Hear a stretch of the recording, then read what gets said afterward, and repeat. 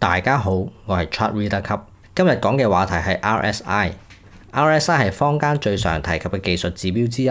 今日呢條影片會同大家講解咩係 RSI， 以及點樣正確使用 RSI 嘅指標，為大家提升交易嘅質素，增加勝率。呢一集嘅內容主要先講 RSI 嘅本質同埋計法，以及點樣用佢嚟做趨勢指標同埋 filter 嚟做確認嘅信號，幫助我哋增加交易嘅勝率。如果大家都喜歡呢一類影片，記得俾個 like 同埋 share， 唔好忘記 subscribe 同埋按埋隔離嗰個鐘仔。如果我有新嘅影片，你就會立刻知道㗎啦。同我哋之前講選股嘅時候所講嘅 relative strength 咧係兩回事嚟嘅，千祈唔好混淆。但我哋今次所講嘅係一種 technical indicator。RSI 係由 Jay Wilder 所創。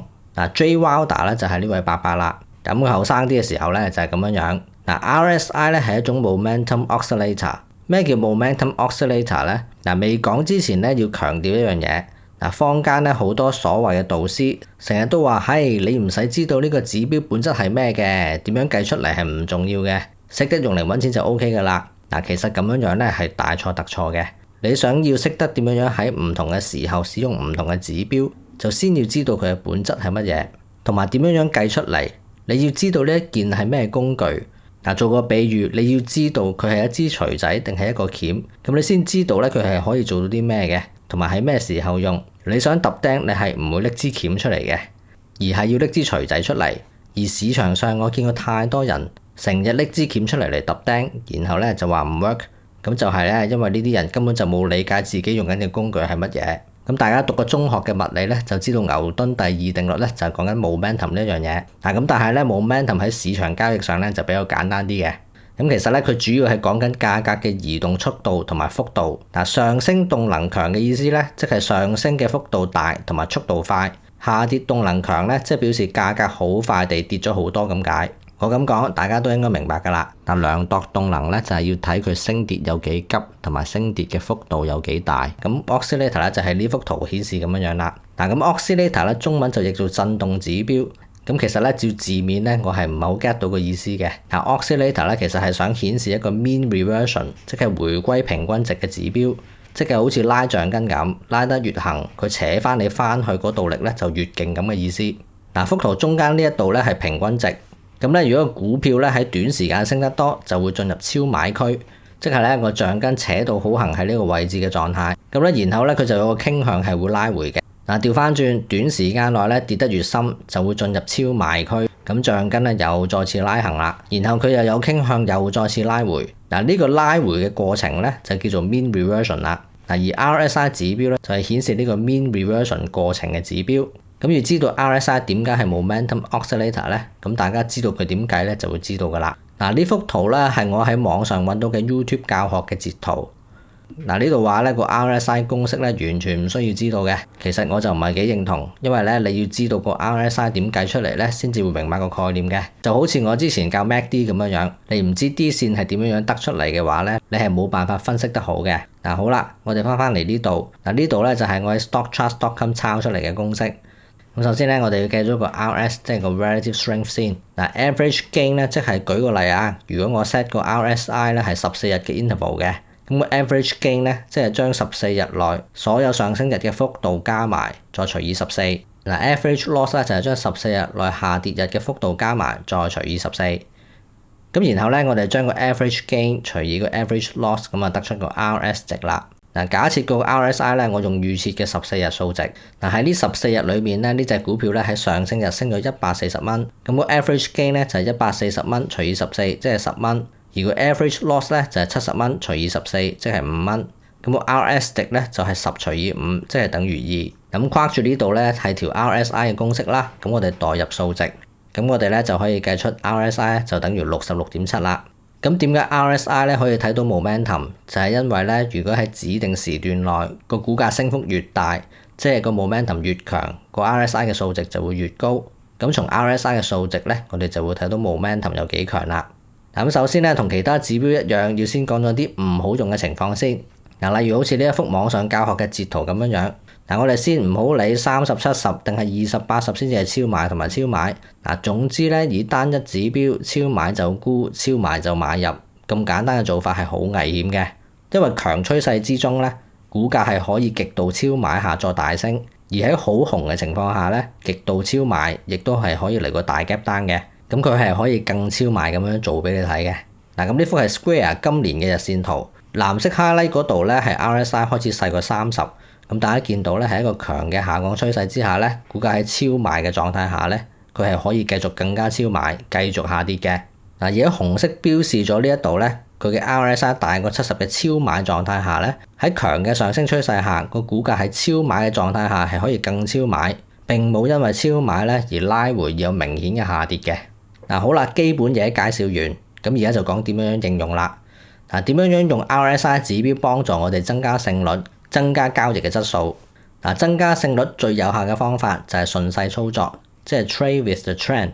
而 RSI 咧係可以做趨勢指標，或者準確啲咧係做一個 trend filter。嗱，trend filter 我哋用 RSI 50嚟做嘅。嗱，呢幅係頭先嗰幅 Square 嘅日線圖，圖下邊咧係 RSI 嘅指標。嗱，藍色 highlight 咗嗰一條黑色線咧就係 RSI 50嘅水平。嗱，紅色 highlight 嗰度係 RSI 少於50水平嘅時間。咁大家可以見到個股價喺嗰個時候咧係行緊單 trend 嘅。嗱，到 RSI 升超過50嘅時候咧，咁大家就會見到個股價有明顯上升嘅趨勢。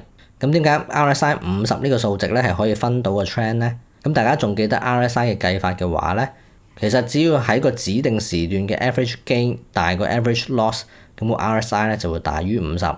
咁如果 average gain 等於個 average loss 咧，咁個 RSI 就等於50。嗱，大家知道啦，如果 average gain keep 住大過個 average loss 嘅話咧，咁照邏輯上，大家諗都知道係一個上升嘅趨勢啦。咁而呢個上升趨勢嘅狀態持續之下咧，咁個 RSI 咧自然就會 keep 住大過50啦。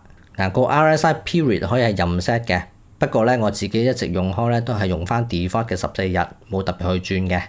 咁第一咧，我自己都係交易用日線圖為主嘅，咁而我嘅交易都係以中短線為主要啦。咁14日嘅 RSI 咧對於我嚟講咧係一個比較合理嘅時段。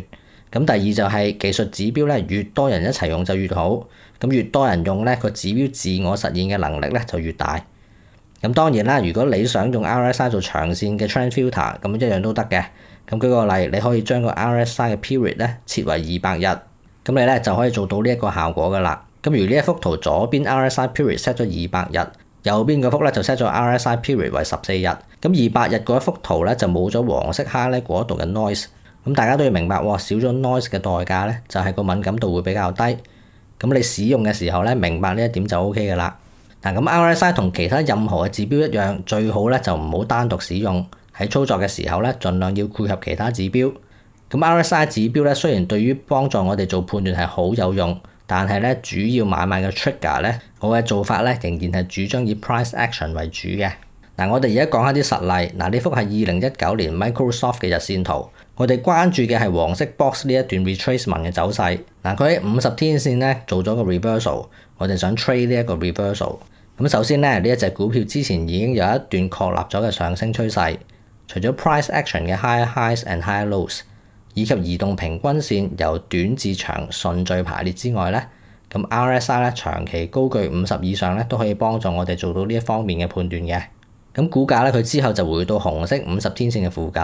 咁個 candlestick reversal pattern 咧就係咁樣樣啦，就係一個 one minute soldier 嘅 reversal pattern 啦。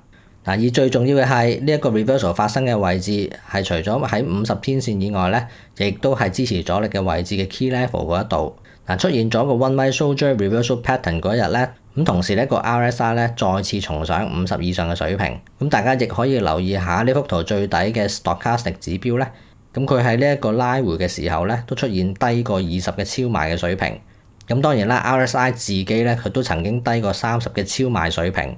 嗱，雖然話咧超賣嘅時候咧係一個下降趨勢嗰度咧係可以再更加超賣，但係當個 reversal pattern 出現咗之後咧，之前曾經出現過一個非常之超賣嘅情況咧，係有利於呢一個 reversal 成功反彈嘅。咁我哋將 buy point 咧設喺呢個 one minute soldier 確認日嘅高位對上一啲嘅地方做 buy stop。咁第二日咧就做買入。咁第二日順利買入，並且咧個股價繼續向上。而呢一個時候咧，比較滯後嘅 MACD 線咧都開始穿越零軸，出現牛信號。咁呢筆交易咧結果就好成功。好啦，我哋講第二個例子。呢一隻係 Square 2017年嘅日線圖。我哋關注嘅係黃色 box 呢一段 reversal 嘅走勢。我哋咧今次又係想 trade 呢一個 reversal。咁佢同之前 Microsoft 嘅例一樣，有確立嘅 uptrend，price action 有 high highs and high lows， 移動平均線由短至長順序排列 ，RSI 長期高居50以上。跟住佢做 pullback， 去到支持阻力位50天線同埋 Fibonacci retracement 0.618嘅位置。咁喺呢個 key level 嗰度咧，佢做咗一個 one way soldier 嘅 reversal pattern。咁出現咗呢個 pattern 嗰一日咧，個 RSI 咧同時亦都升穿50嘅水平。而喺呢一段整固之中，無論 MACD 同埋 Stochastic 咧都出現超賣嘅信號。我哋喺度先停一停，先問翻點解唔剔紅色圈呢一個 reversal 咧？咁首先要做呢個 reversal 嘅話咧，個買入點咧會係喺粉紅色線嘅上面。咁而之後個股價冇升穿呢一個水平咧，咁所以係觸發唔到嘅。咁而另外喺呢個時候，佢嘅 RSI 咧其實係一直保持喺低於50嘅水平。咁即係咧佢嘅短期下降趨勢咧係未完結嘅。好啦，講翻原本呢一個買入點，即係藍色橫線嗰一度。咁個 one way soldier 嘅 reversal pattern 確認日對上一啲嘅地方做買入點。咁我哋喺呢度做 buy stop， 結果第二日咧順利買入。咁過咗2-3個交易日咧，個 MACD 線同埋個 MACD histogram 咧都穿越咗零軸，亦都確認咗個上升趨勢。咁結果咧呢筆交易都係好成功。好啦，今集嘅內容講到差唔多啦。下一集咧我會講另一樣 RSI 好重要嘅交易手法，就係 RSI divergence。呢幅係標普500指數喺今年2至3月嘅日線圖，粉紅色線咧係 RSI bearish divergence， 藍線咧係 bullish divergence。咁究竟 divergence 即係坊間成日講嘅背馳信號，本質係咩咧？